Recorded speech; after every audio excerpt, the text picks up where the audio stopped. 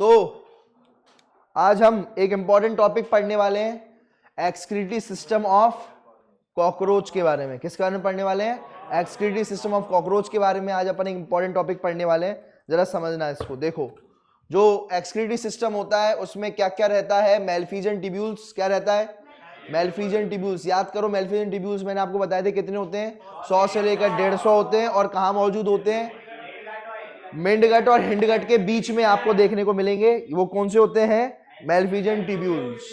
और देखना जरा, और कौन कौन से जो होते हैं ये बताओ, कौन कौन से एक्सक्रीटरी ऑर्गन्स कॉकरोच में पाए जाते हैं? फैट बॉडी, यूरिकोस ग्लैंड और नेफ्रोसाइट्स।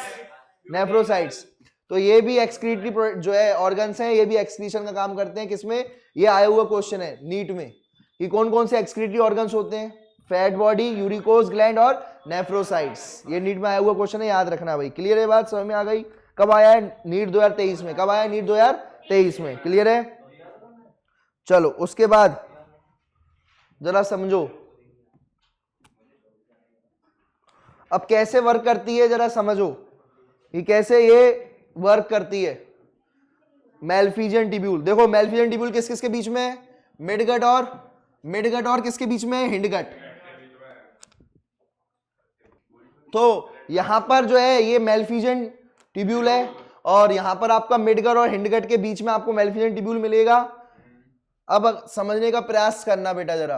होता क्या है कि मिडगट में मान के चलो आपको जो है वेस्ट मटेरियल मिला, और ठीक है, अब जो है या फिर किस फॉर्म में मिलेगा? पोटेशियम यूरेट या फिर सोडियम यूरेट, या फिर सोडियम यूरेट के फॉर्म में। पोटेशियम यूरेट या फिर सोडियम यूरेट के फॉर्म में वेस्ट मटेरियल मिलेगा, और पानी और CO2 ये आपके वेस्ट मटेरियल में रहेंगे। ठीक है, अब क्या किया जाएगा जरा समझना। पोटेशियम यूरेट को किस में कन्वर्ट कर दिया जाएगा? पोटेशियम बाइकार्बोनेट में। किस में कन्वर्ट कर दिया जाएगा? पोटेशियम बाइकार्बोनेट में। और साथ ही में साथ साथ बनेगा इसमें यूरिक एसिड। क्या बनेगा? तो बताओ, पोटेशियम यूरेट टूटेगा किसमें? पोटेशियम बाइकार्बोनेट और यूरिक एसिड में। किसमें टूटेगा? पोटेशियम बाइकार्बोनेट और यूरिक एसिड में टूट जाएगा। तो पोटेशियम बाइकार्बोनेट को वापस एब्जॉर्ब कर लिया जाएगा, बाइकार्बोनेट को वापस क्या कर लिया जाएगा? क्योंकि ये काम का चीज है। बाकी जो यूरिक एसिड है उसको कहां डाल दिया जाएगा? हिंडगट में। कहां डाल दिया जाएगा? हिंडगट में डाल दिया जाएगा। और हिंडगट से जो यूरिक एसिड है वो कहां चला जाएगा? रेक्टम, और रेक्टम से एनएस के थ्रू बाहर। एनएस से क्या के थ्रू क्या हो जाएगा? बाहर चले जाएगा यूरिक एसिड। तो ये यूरिकोटैलिक एनिमल है। बोलो कॉकरोच कैसा है? यूरिकोटैलिक। बोलो कॉकरोच कैसा है? यूरिकोटैलिक है। ये आपको याद रखना है भाई, यूरिकोटैलिक है। यूरिक एसिड रिलीज करता है। और मुझे बताओ, यूरिक एसिड रिलीज करने में ज्यादा पानी की आवश्यकता नहीं पड़ती। सबसे कम यूरिक एसिड को रिलीज करने में लगती है। तो पानी भी क्या कर लिया जाएगा? एब्जॉर्ब। क्या कर लिया जाएगा? पानी भी एब्जॉर्ब कर लिया जाएगा। तो बताओ, ये जो बताओ जो कौन सा वेस्ट मटेरियल मौजूद है? पोटेशियम यूरेट और सोडियम यूरेट। पोटेशियम यूरेट और ये वेस्ट मटेरियल मौजूद है, पानी मौजूद है। ये कहां आ गया? मेलफिजियन ट्यूब्यूल में। कहां आ गया? मेलफिजियन ट्यूब्यूल में आ गया। तो मेलफिजियन ट्यूब्यूल में पोटेशियम यूरेट को किस में कन्वर्ट कर दिया गया? पोटेशियम बाइकार्बोनेट और यूरिक एसिड और वाटर। पानी को दोबारा वापस एब्जॉर्ब कर लिया गया, पानी काम में आएगा। यूरिक एसिड को कहां डाल दिया गया? यूरिक एसिड को कहां डाल दिया जाएगा? रेक्टम, और रेक्टम से क्या? एनएस से बाहर निकाल दिया गया। और पोटेशियम बाइकार्बोनेट दोबारा से यूज कर लिया गया है। पोटेशियम बाइकार्बोनेट क्या कर लिया गया? यूज कर लिया गया, एब्जॉर्ब कर लिया गया दोबारा से। काम में आ जाएगा पोटेशियम बाइकार्बोनेट। क्लियर ये बात? बाइकार्बोनेट तो वैसे भी बेटा एब्जॉर्ब होता है, याद करना। एक्सक्रीशन में पहले भी एब्जॉर्ब हुआ था बाइकार्बोनेट। SCO3 नेगेटिव, याद करो, एक्सक्रीटरी प्रोडक्ट्स में भी पढ़ा था अपन ने। तो क्यों होता है एब्जॉर्ब बाइकार्बोनेट? क्योंकि ये एसिड बेस बैलेंस बनाने के काम में आता है। कौन? SCO3 नेगेटिव बाइकार्बोनेट आयंस क्या बनाने के काम में आता है? Acid base balance. Acid base balance बनाने के काम में आता है। इसलिए एक्सक्रीशन में भी अपन ने बाइकार्बोनेट को क्या किया था? एब्जॉर्ब किया था। क्लियर है बात? समझ में आ गई? ठीक है, तो इस तरीके से जो है, ठीक है, तो ये इसे कहते हैं अपन ऑस्मो रेगुलेशन। ये रेगुलेशन करता है। ऑस्मो रेगुलेशन में क्या किया जाता है? जो काम की चीज है उसको एब्जॉर्ब कर लिया जाता है, जो फालतू की चीज है उसको एक्सक्रीट कर दिया जाता है। जो ज्यादा होगा उसको हटा दिया जाता है।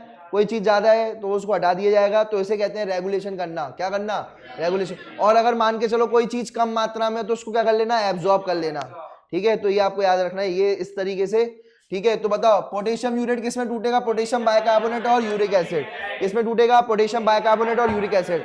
अब एनसीईआरटी में इतना डिटेल में नहीं है, ठीक है, लेकिन आपको हम चाहते हैं कि एक एक चीज समझ में आ जाए, ठीक है। पोटेशियम यूरेट किस में कन्वर्ट हो गया, potassium carbonate uric acid, uric acid को फेंक दिया गया और पोटेशियम बाइकार्बोनेट को क्या कर लिया गया, दोबारा से एब्जॉर्ब कर लिया गया। काम की चीज है ये, ठीक है, क्लियर है बात।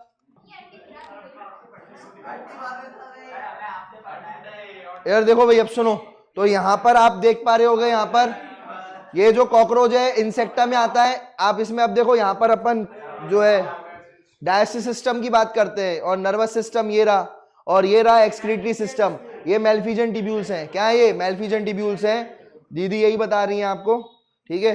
तो ये कितनी 100 से 150 मेल्फिजन टिब्यूल्स है, ठीक है। ये आपको याद रखना है। कहाँ प्रेजेंट है, बीच में। कहाँ प्रेजेंट है, किसके बीच में, हिंडगट और मिडगट के बीच में मौजूद है, हिंडगट और मिडगट के बीच में मौजूद है, यही बोल रही दीदी। और क्या बोल रही हैं, देखो 150 इन नंबर तक हो सकते हैं, पतले पतले थ्रेड लाइक होते हैं, पतले पतले क्या होते हैं, पतले पतले थ्रेड लाइक होते हैं, ये आपको याद रखना है, क्लियर है। और सुनो, ये सुनो भाई, इधर देखो,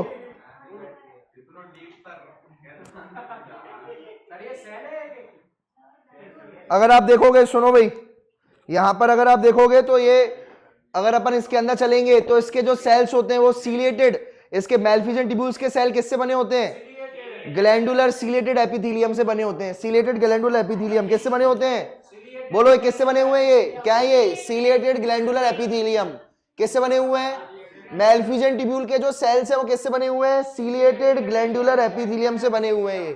क्लियर है, ये बात समझ में आ गई।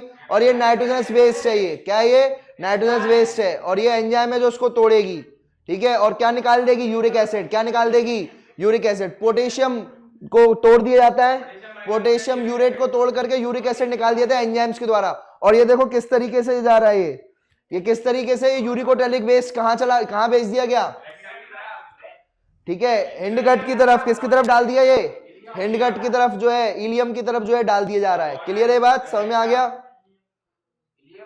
ठीक है। और जो है हिंडगट की तरफ ये डाल दिया गया, हिंडगट में आ गया वेस्ट मटेरियल, वेस्ट मटेरियल कहाँ गया, हिंडगट में। क्लियर है ये बात, समझ में आ गई।